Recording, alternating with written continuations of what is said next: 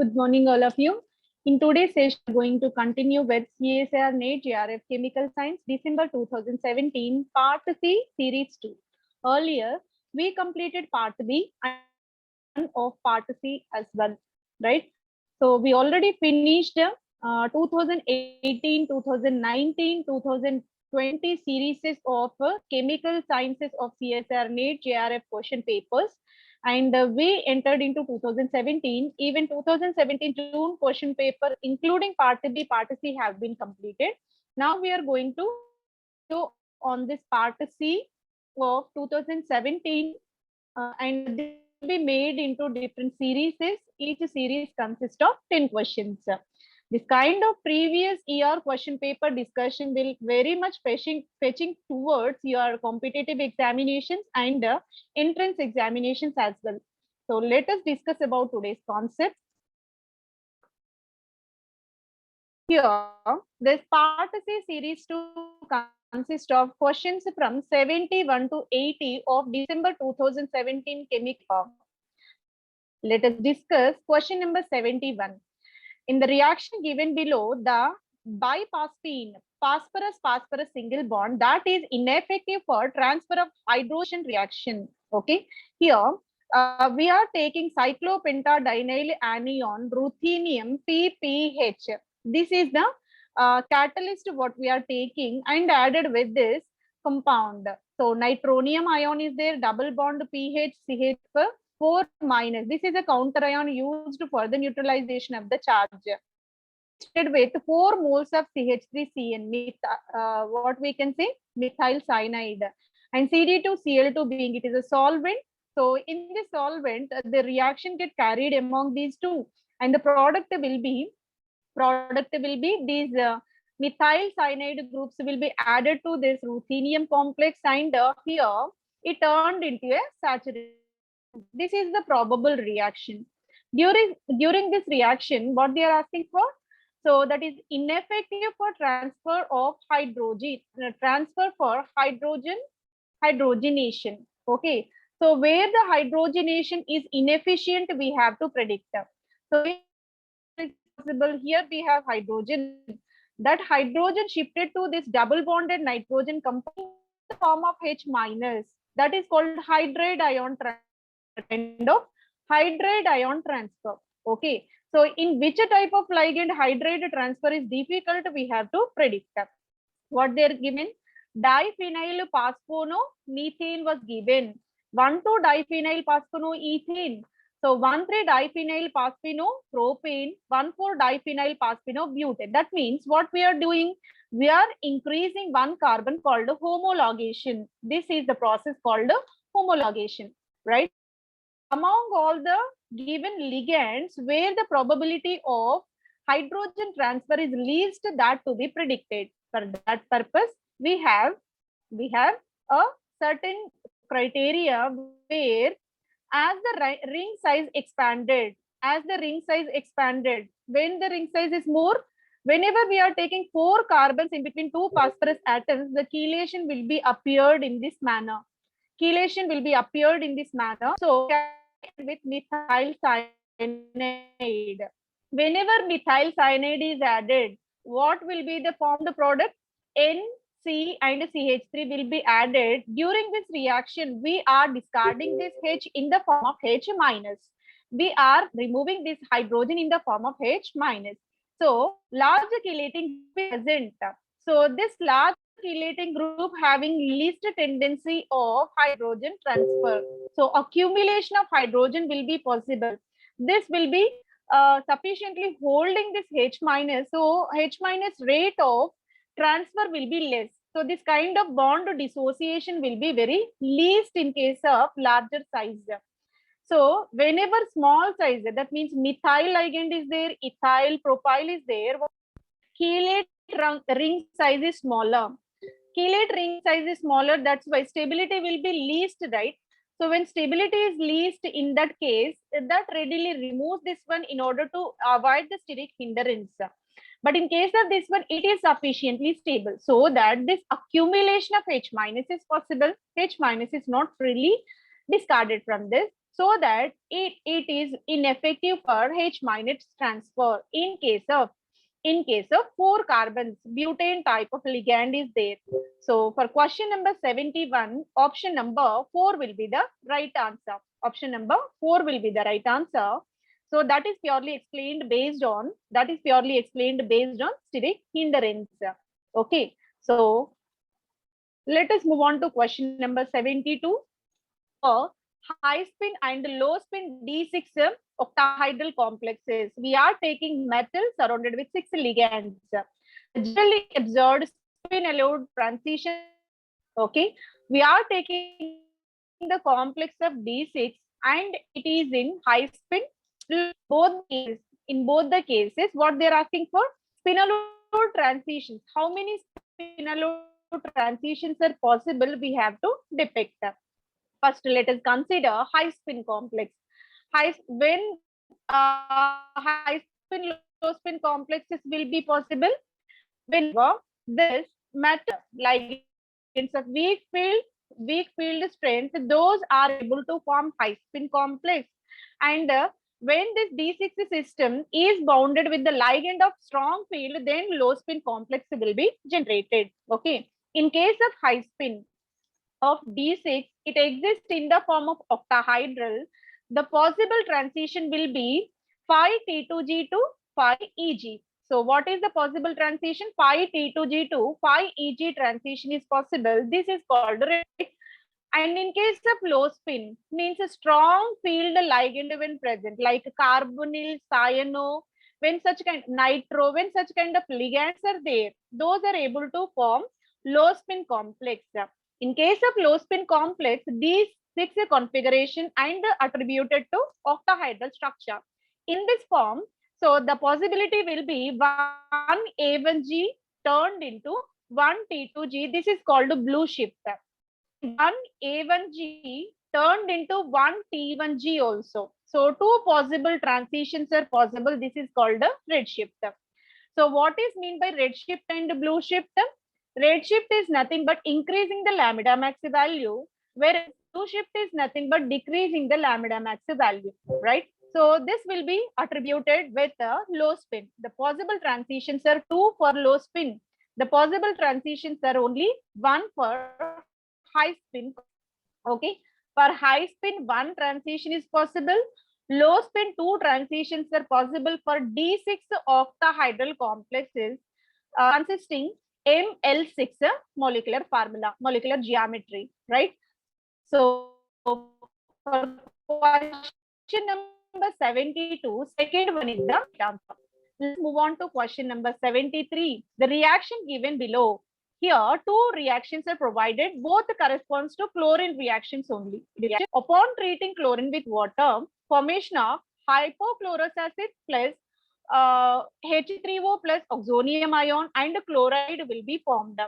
And the second one will be chlorine treated with 2 moles of ammonia, formation of NH2Cl, ammonium ion, NH4 plus and Cl minus. Here, we can clearly observe that chlorine upon treating with water, there is a formation of HOCl, H3O plus and Cl minus. This is a kind of solvolysis. Solvolysis is nothing but any solute particle added to solvent, formation of ionized particles are possible, which is simply said to be a solvolysis. In case of second reaction also, chlorine upon treating with ammonia, formation of NH and NH4 positive plus Cl minus is possible. In both the cases, you can clearly observe monopositive, mononegative ions are common, and HOCl, NH2Cl is also common.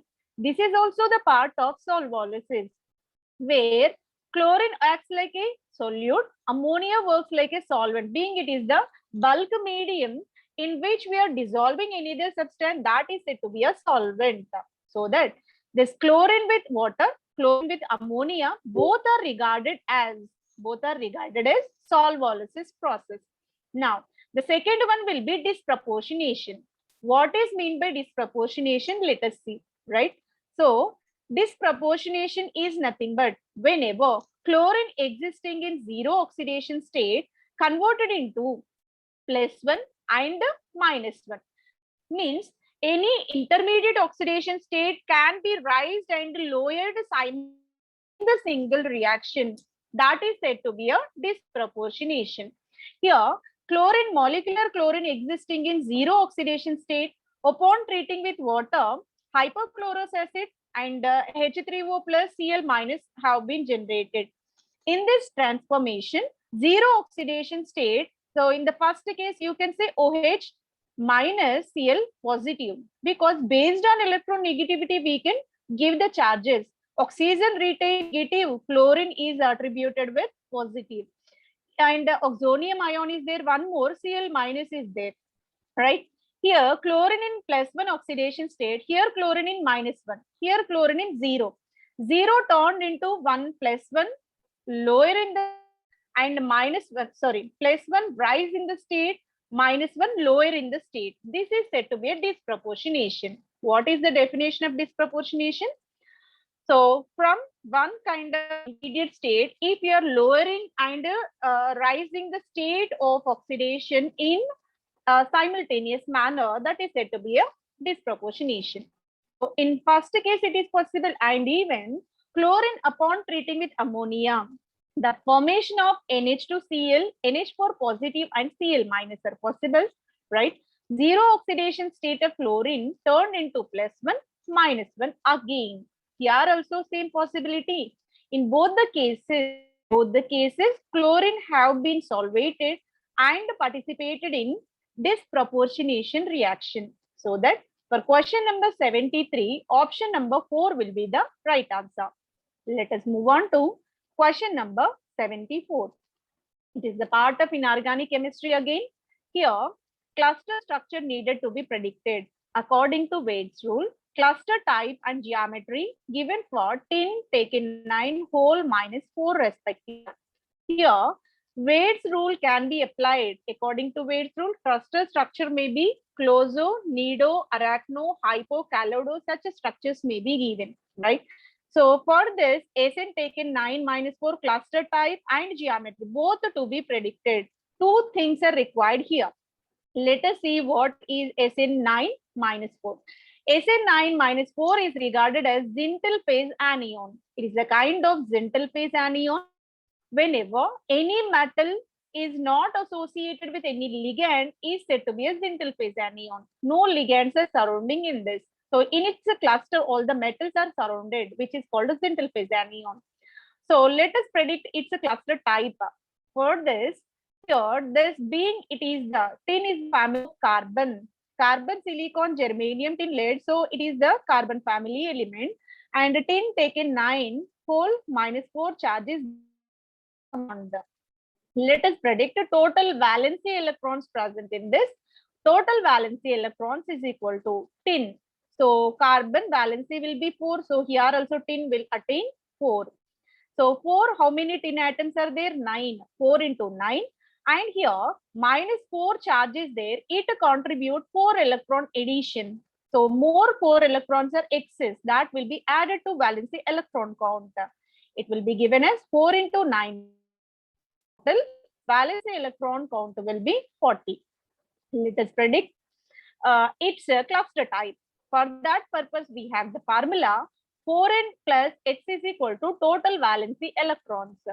4n plus x is equal to valency electrons are 40. So 4n plus x is that is nothing but n's number of metal atoms present. How many are there? 9. We have to substitute 9 here. 4 into 9 plus x is equal to 40. 36 plus x is equal to 40. Then x is equal to 40 minus 36. Difference will be 4. Nothing but 4n plus formula can be employed. Here we have certain guidelines. 4n plus 2 stands for closo. 4n plus 4 called nido. 4n plus 6 system is called arachno. 4n plus 8 is called hypo. 4n plus 10 is called calado. So here it is the part of 4n plus 4 because x value is given as 4. So being it is 4n plus 4, we can assign nido structure for this. So what is the cluster structure for SN taken 9 minus 4? It will be nido, right? Now let us predict its geometry. The geometry is represented in this manner. tin atoms we are taking tin 1, tin 2, tin 3. Where is the fourth? Fourth, fifth, sixth, seventh, eighth, and ninth atom. It is represented in the form of this structure, which is indicated as monocapped square antiprismatic. So this is the geometry of tin taken 9, zintal phase anion, right? So it is a kind of monocapped square antiprismatic, right? So cluster structure is nido and antiprismatic is the geometry. So for question number 74, option number 2 will be the right answer. Let us move on to question number 75. So it is a part of spectroscopic analysis, assuming JPH is greater than JPB. Okay, constant J value for hydrogen, proton will be greater than boron in P31 NMR spectrum. The expected P31 spectrum of PH3 BCl3 taken 11, labeled boron was taken. Labeled boron angular momentum value is given as 3/2. For this, what will be the spectrum? So that to be predicted. So P31 NMR spectrum to be predicted for PH3 BCl3 compound. So for that purpose, we have the formula for PH3 BCl3 molecule. Let us predict. Let us apply a spectrum for hydrogen first. Hydrogen will be active in P31 and P31 NMR, so that we are applying the formula 2Ni plus 1. Here, I angular momentum corresponds to hydrogen. I angular momentum corresponds to hydrogen. That's why we indicated as IH. Yes. So this was taken from Eduncle online platform. Thank you very much. Right. 2Ni plus 2NiH plus 1 was taken. Right. So here N stands for number of hydrogens present in this compound. How many are there? 3 hydrogens. 2 into 3. Then what is the angular momentum of each hydrogen? Half. Right. I value will be half. So 2 into 3 into 1/2 and here we have plus 1. So 2 into 3 into 1/2 plus 1. 2 get cancelled. 3 plus 1. 3 plus 1 means 4.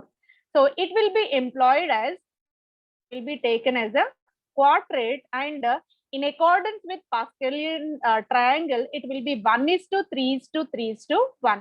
This will be the intensity of peaks. 1:3:3:1 for quadrate. In case of Pascalian triangle, it will be like this. Now, let us apply P31 NMR formula, peak multiplicity formula for boron, because boron also active, being it is I is equal. So it is also active in P31 NMR. So 2Ni plus 1 formula applied for boron. Here I corresponds to boron angular momentum. I corresponds to boron angular momentum. How many boron atoms are there? Only one boron atom. That's why N value becomes 1. 2 into 1, then its angular momentum value. Within the problem, they mentioned boron angular momentum as 3/2. So we can value 2 into 3/2, 2 into 3/2 plus 1. So only one boron atom is there. That's why into 1 plus 1, right? So 2 get cancelled. 3 plus 1, it will become 4. Again 4, that corresponds to quadrate peak. That corresponds to peak.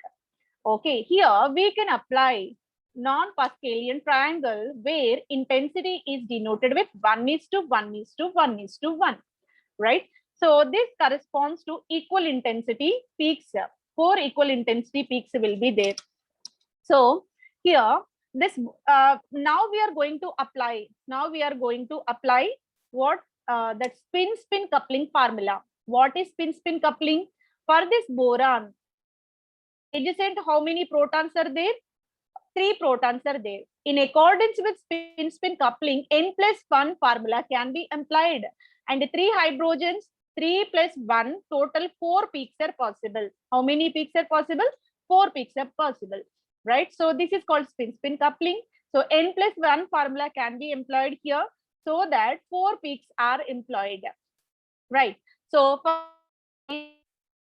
each boron is boron is giving 4 peaks. Quadrate peak will be appeared, and So for boron, the intensity will be 1:1:1:1.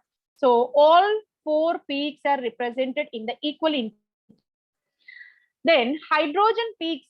So in corresponds to hydrogen, the peak intensity will be 1:3:3:1. Here that is clearly represented in this P31 NMR spectrum, where this is 1 intensity, this is 3 intensity, this is 1 intensity, right? So this is given here quadrant. Now each peak again further splitted in this manner, and the intensity will be what is the intensity? 1:1:1:1. How it will be represented? So all the peaks are having equal height within that peak multiplicity, right? Equal height is indicated, right? So this is about the P30 mass spectrum of PH3 and BCl3. So what principle we are applying? We are applying the formula 2Ni+1. Based on 2Ni+1, here quadrat will be employed for P31 NMR of hydrogen, and again one more quadrat for boron. So for hydrogen, Pascalian triangle can be employed, and the intensity ratio will be 1:3:3:1. For boron, non-Pascalian 1:1:1:1 can be employed. That here is the correct representation.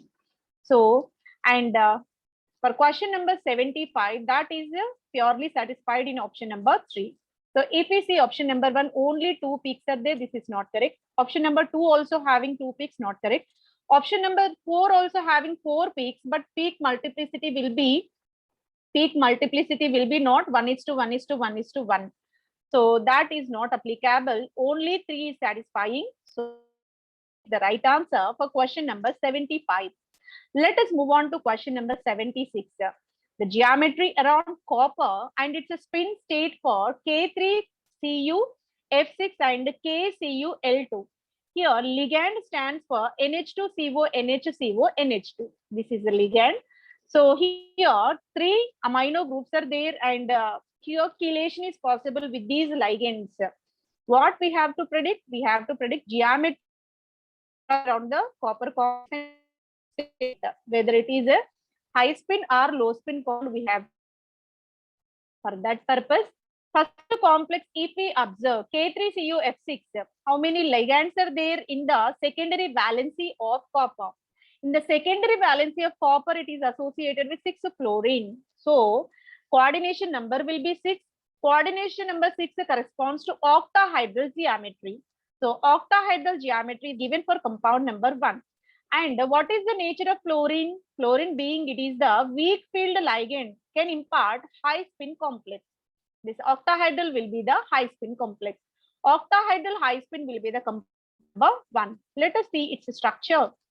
When potassium ions are there, K plus, how many are there? Whole taken thrice.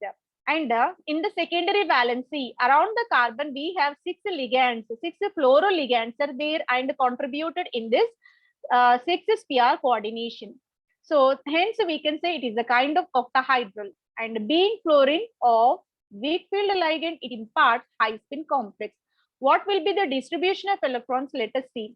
So what is the oxidation state of copper in this? So here we have 3 positive charges and 6 minus charges are there. Total +3 charge will be contributed for this copper. So copper system having total valence electrons 11, right? So S electron 1 and D electrons 10. Total 11 electrons will be there. From that we have to discard 3 electrons, being it is the +3 system. So when 3 electrons discarded, it will be D8. When D8 octahedral high spin taken, how will be the contribution? 1, 2, 3, 4, 5, 6, 7, 8. So in this manner, first 3 electrons divided in P2G. Later 4th electron now entered into Eg, 5th electron also into Eg, then 6th electron will be P2G. So in this manner, we have to fill in high spin complex, so that for copper K3 copper F6, it is octahedral and high spin complex. In the option number 1, octahedral high spin is given for compound number 1. Octahedral low spin is correct, not correct answer in option number 2. Trigonal prismatic is the not correct answer. Trigonal prismatic, again it is the Not correct.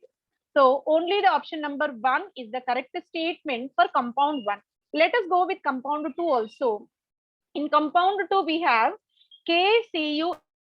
So here ligand is NH2CO, NHCO, NH2 ligand. So when this ligand was taken, that is able to form a chelate ring. Chelate ring will be formed. When chelation is possible, obviously it behaves like a low spin complex. It works like a low spin complex. And within the molecule, you can observe K plus is there, so that, and this ligand imparts a neutral, means no charge. So here the copper is attributed with +1 oxidation state, right? So in this case, copper +1, we can assign D10 system, and chelation imparts strong field nature, so that it will be a low spin complex. And low spin complex, it will be in the form of square planar. Square planar splitting will be in this manner. So first splitting is possible like T2G and EG. Again, EG orbitals will further bifurcated in the manner such that dx square minus y square energy will be raised, followed by dz square will be lowered. T2G orbitals also splitted in this manner. dyz zx orbitals are of lower energy, dxy orbital of higher energy. So this will be the contribution. All D10 electrons are filled in this manner. Now, let us represent a square planar nature of this complex. How can be represented? Copper surrounded with NH2C double bond, NHC double bond, NH2. This is the chelation. So here, two amino groups of terminal are contributing electrons, so that there is a formation of square planar complex. So it is in the form of square planar and will attribute it to low spin. For question number 76, option number 1 will be the right answer, where copper F6 is in octahedral high spin. So copper NH2CO, NHCO, NH2 will be square planar low spin. So option number 1 is the right statement for question number 76. Let us move on to question number 77, where it is a part of bioinorganic chemistry, the active site structure for oxyhemoerythrin. Hemoerythrin is the kind of heme protein, and which is the oxygen carrier and able to store the oxygen even, right? So oxyhemoerythrin structure we have to depict. Hemoerythrin system in the resting state, in the deoxy state, it will be in +2 oxidation. Whenever it bounded to oxygen, it turned into +3 oxidation. Here is the clear contribution of two structures, deoxy and oxyhemoerythrin. In deoxy state, it will be in the form of +2, and there is a bridging bridging OH group is there. And two more acetate ligands are forming a bridging nature in between two iron +2 system. This is resting our deoxy state. This deoxyhemoerythrin, upon combining with oxygen, molecular oxygen, there is a possibility of kind of bond. This oxygen newly joined will form a hydrogen bonding with this one, and that type of peroxy linkage will be originated. This is known as peroxide linkage. And moreover, this type of oxyhemoerythrin is found in marine invertebrates. In the marine system, aquatic species, we can find this hemoerythrin kind of system. It is bounded in the form of peroxide linkage. The correct structure corresponds to this question number 77. Oxyhemoerythrin will be option number 3, where two irons are in +3 state, and such a kind of oxygen bonding linkage will be there, and peroxy linkage will be observed.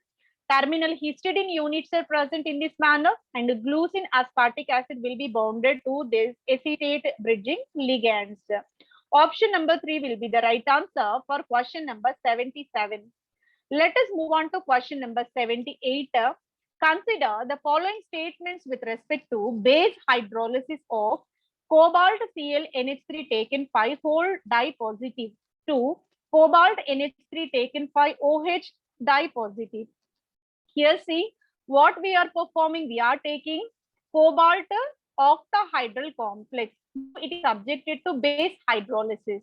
What it will do? Base hydrolysis, chloro will be replaced with OH. Simple reaction, chloro can be replaced with OH. During this reaction, what kind of changes are carried, we have to depict, right? One of the ammonia ligand acts as a Bronsted acid. What is Bronsted acid? Bronsted, in accordance with Bronsted, acid is nothing but H plus donor. Lewis, it will be electron pair acceptor, but in accordance with Bronsted, it will be H plus donor. Let us see whether it is possible or not. This is the mechanism. Whenever cobalt is taken trace Cl whole positive, dye positive, treated with OH, when OH is complex, what it will these many ammonia will lose H. Now it turned into water. That means hydrogen is, when H plus release that no statement. And second is about the entire group is what tested. So after this type of compound, NH2 NH4 cell positive can be losing this chloro. So chloro ligand is lost by the complex. After losing chloro, it is added with water. Here OH minus is not added, including H plus OH minus. Both will be added to this complex. When H plus added, it will be added to NH2 minus, so that it turned into again NH3. So here NH2, NH3 taken 4, converted into NH3, whole taken 5. H plus is added. And more OH minus also added, that is in the form of OH minus, hydroxy ligand, right? So in this way, water will be inserted. This is also the correct statement. And what is the third statement? Hepta-coordinated CO plus 3 species is an intermediate. Hepta-coordinated. Hepta means what? 7 coordinated system. Where you can find 7 coordinated? In compound 1, we have 6 coordination. Compound 2 also having 6 coordination. Compound 3 having 6 coordination. Compound 4 having 1, 5. Penta coordinated, not hepta. Penta, reduced, not highered. Right? Here also penta coordination. Here we got 6 hexa coordinated. So hepta coordinated not at all found in the entire reaction sequence. So this may not be the correct statement. So option number A and B both will satisfy this question. So A, B are present in option 1. For question number 78, option number 1 will be the right answer. Let us move on to question number 79. The number of inorganic sulfides in the cubane like pyridoxine and their removal method respectively. Right? Here, pyridoxine was taken. So pyridoxine is especially used for the storage of oxygen, and it exists in cubane-like structure. Cubical structure will be there. It is clearly represented in this manner. So alternatively, iron sulfur arranged in this manner. And these irons are externally bounded with sulfur, and these sulfur subsequently linked with cysteine amino acids, right? So this is about the possible structure of pyridoxine. Whenever sulfur linked to cysteine amino acid, that means carbon linkage, which stands for organic sulfur. Sulfur linked with metal, which is known to be inorganic sulfur. These inorganic sulfurs are said to be labile. Inorganic sulfurs are said to be labile, whereas organic sulfurs are highly inert in nature. So that how many inorganic sulfurs directly linked with iron? 1, 2, 3, 4. They are circled, labeled in this cubane structure. So 4 sulfurs are there, they labeled in the structure. And these inorganic 4 sulfurs are said to be labile, can be easily replaced with by the addition of any mineral acid. Upon treating with mineral acid, they get easily replaced. Being it is labile, can easily replace with mineral acid. So what will be the correct statement? Let us see. The number of inorganic sulfides. How many inorganic sulfides are there? 1, 2, 3, 4. So we have 4. So 4 option provided in option 2 and 4 both. Then how these labile inorganic sulfides will be removed? By the addition of mineral acid. So 4 with mineral acid, option number 4 is the correct answer. For question number 79, option 4 is the right answer. Let us move on to question 80, where considering the ambidentate behavior of thiocyanate ion, the most stable structure among the following. Here, two factors are showing the influence. HCAB principle, second is chelating effect. Both will influence this stability of this palladium complex. If we observe the palladium complex, it is in square planar geometry. In all the complexes, it is attributed with square planar geometry, right? So here, ambidentate. What is the nature of ambidentate? If any single ligand having more than one electron releasing groups, so that there is a possibility of either sulfur linkage or nitrogen linkage. Here, in case of this one, you can clearly observe sulfur linked to palladium. Here, nitrogen linked to palladium. This is the case we can say ambidentate, where ligand is having more than one possibility of donation. Here, sulfur as well as nitrogen, both are possible to donate in thiocyanate ligand. In this ambidentate ligand, we have to employ HCAB principle. What is HCAB? In accordance with HCAB, hard acid strongly binded with hard base. Soft acid strongly bind with soft base. Means hard interactions are stable, soft interactions are stable. If you are taking hard acid and treated with soft base, that interaction becomes highly unstable. This is called the HCAB. And palladium being it is in +2 state, palladium +2 is a soft acid and having strong tendency to bind with soft base only. That's why sulfur is a soft, nitrogen is strong. So when nitrogen binding is there, that will be unstable. When sulfur binding is there, that will be stable. So NCS, so sulfur with palladium is a preferable kind of binding. This is in accordance with HCAB principle. In compound 1, sulfur palladium is there. Compound 2, nitrogen palladium not correct. In compound 3, nitrogen palladium not correct. In compound 4, sulfur palladium is there. This is also possible. Either option number 1 or option number 4, both are possible in accordance with HCAB. Soft interactions. And more one factor we have to consider, that is in between bridging methylene. Here we have one methylene group in between two phosphorus. In case of fourth one, 3 methylene groups are there. Propylene is there, homologation, right? So in case of compound 1, only one methylene. Compound 4, 3 methylene groups are there. Let us see. When one methylene group is there, 76 degrees bond angle will be there in this. And as we are rising, so one more carbon is added, 85 it will become. And one more carbon added, 89 it will become, right? So whenever whenever we are taking this homologation, like more number of methylene groups are present, so that what happens, accumulation becomes a difficult, steric hindrance will be increased. Effective binding with the ligand is not possible because size is enlarged, right? Because of enlargement in the size, here effective interactions are not possible in this 3 carbons containing cyclic structure. Whereas when one methylene group is there, being it is a shorter, the extent overlapping will be more, so that bonding will be very strong. So compound 1 will be the suitable answer. So this is in accordance with this extent of pi bond formation between these.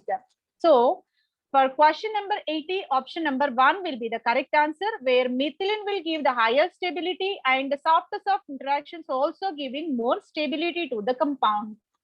So stable structure will be this compound 1. For question number 80, option number 1 will be the right statement.